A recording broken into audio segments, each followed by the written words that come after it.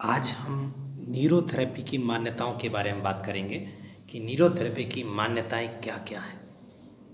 सबसे पहले हमको समझना है कि न्यूरोथेरेपी की पहली मान्यता ये है कि नाभि अपसेट होने की वजह से मतलब नाभि के खिसक जाने की वजह से बहुत सारी बीमारियां आती हैं।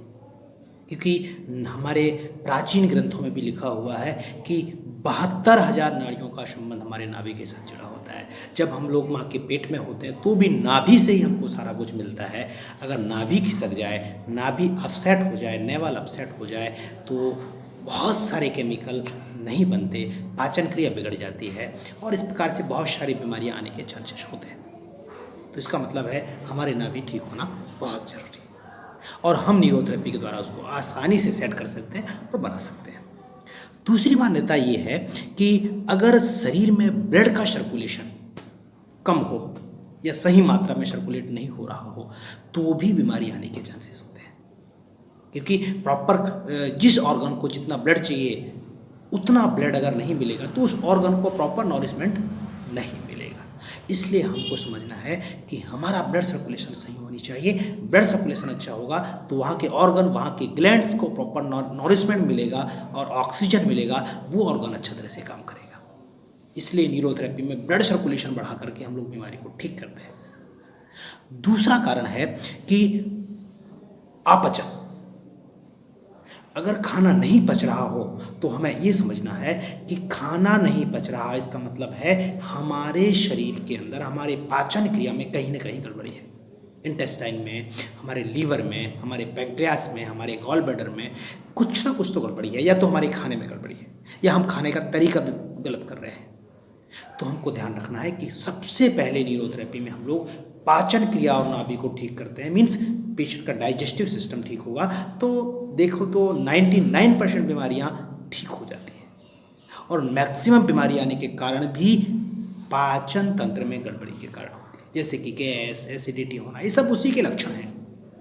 ये हमको ध्यान रखना है। और नेक्स्ट मान्यता ये है कि अगर इंडोक्राइन ग्लैंड में कोई प्रॉब्लम हो तो न्यूरोथेरेपी में हम लोग पिट्यूटरी ग्लैंड्स को एक्टिवेट करते हैं, पैंक्रियास को एक्टिवेट करते हैं। ऑल इंडोक्राइन ग्लैंड्स को हम लोग एक्टिवेट करके उनके अंदर बनने वाले हार्मोन्स को प्रॉपर वे से हम लोग एक्टिवेट कर देते हैं, जिससे कोई भी इंडोक्राइन से रिलेटेड बीमारी हो वो ठीक हो सकती है। समझने का विषय है।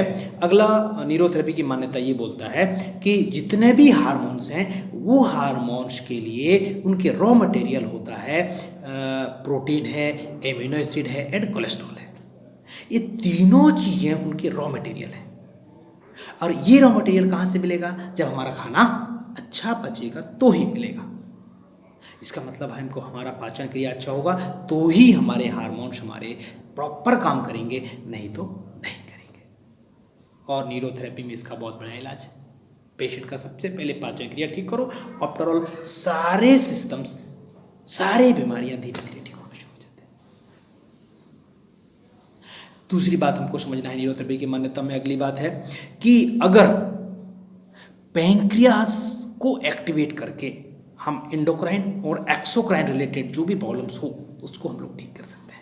कि पैंक्रियास में जो इंडोक्राइन हार्मोन्स होते हैं जैसे सोमेटोस्टेटिन, ग्लूकागोन एंड इंसुलिन, इनको हम न्यूरोथेरेपी में बड़े आसानी से एक्टिवेट कर सकते हैं। अगर किसी को शुगर है तो न्यूरोथेरेपी के पैंक्रियास में जो इंसुलिन बनता है उस इंसुलिन बनने वाले पार्ट को हम लोग एक्टिवेट करते हैं। अगर किसी को शरीर में कहीं गांठ हो रहा हो, कहीं सिस्ट हो रहा हो, कहीं कैंसर हो रहा हो तो हम न्यूरोथेरेपी में उसके सोमेटोस्टेटिन को एक्टिवेट करके ठीक करते हैं। क्योंकि सोमेटोस्टेटिन एक ऐसा केमिकल है जो कहीं भी बॉडी में एक्स्ट्रा ग्रोथ हो उसको खत्म करने की क्षमता रखता है। और ग्लूकागोन द्वारा जो है हम लोग न्यूरोथेरेपी में पैंक्रियास के ग्लूकागोन को एक्टिवेट करके हम अगर कहीं कभी कभी क्या होता है हाइपोग्लाइसीमिया हो जाता है, ग्लूकोज की लेवल कम हो जाता है, उसको भी हम लोग एक्टिवेट करके उसको ठीक कर सकते हैं। नेक्स्ट मान्यता है कि अगर नर्वस सिस्टम से रिलेटेड ब्रेन में कोई भी केमिकल अगर कम ज़्यादा हो जाए तो ब्रेन वो केमिकल नहीं बना रही है तो न्यूरोथेरेपी में हम लोग पेट के इंटेरिक नर्वस सिस्टम को एक्टिवेट करके वो केमिकल हम यहाँ बना सकते हैं। यहाँ बना सकते हैं, कहाँ पे? पेट में, जिससे हमारे ब्रेन पर उसका असर अच्छा तरह से हो सके। अगला है कि न्यूरोथेरेपी में कुछ चीज़ें ऐसी हैं जो किसी वजह से, किसी क्रिया की वजह से कुछ गड़बड़ हो रही है किसी ऑर्गन में, तो प्रकृति ने शरीर में कोई भी केमिकल कुछ दो दो जगह पे बना के रखा है, जैसे कि एरिथ्रोपोइटिन। एरिथ्रोपोइटिन आपकी किडनी में भी बनता है और लीवर में भी बनता है। अगर किसी वजह से किसी किडनी डैमेज हो जाती है तो उसका लीवर उसको प्रॉपर लीवर करता है और एरिथ्रोपोइटिन बनना शुरू हो जाता है। तो कहने का मतलब हमारा है कि शरीर में जो भी ऑर्गन नहीं बन रही हो, वो केमिकल्स को हम लोग न्यूरोथेरेपी में बना सकते हैं। अगला है कि हमारे शरीर में ये 3 ऑर्गन बहुत ज़रूरी है, ये 3 ऑर्गन स्वस्थ होना बहुत ज़रूरी है। पहला है हमारा एब्डोमेन, दूसरा हमारा किडनी और तीसरा हमारा लंग्स। अगर ये 3 ऑर्गन स्वस्थ हैं तो हम स्वस्थ हैं। इसलिए तीनों ऑर्गन का विशेष ध्यान देना और न्यूरोथेरेपी में इन तीनों ऑर्गन्स को प्रॉपर एक्टिवेट करके, उकसा करके, सर्कुलेशन बढ़ा करके उनको स्वस्थ रखते हैं। ये न्यूरोथेरेपी के सिद्धांत और मान्यताएं हैं।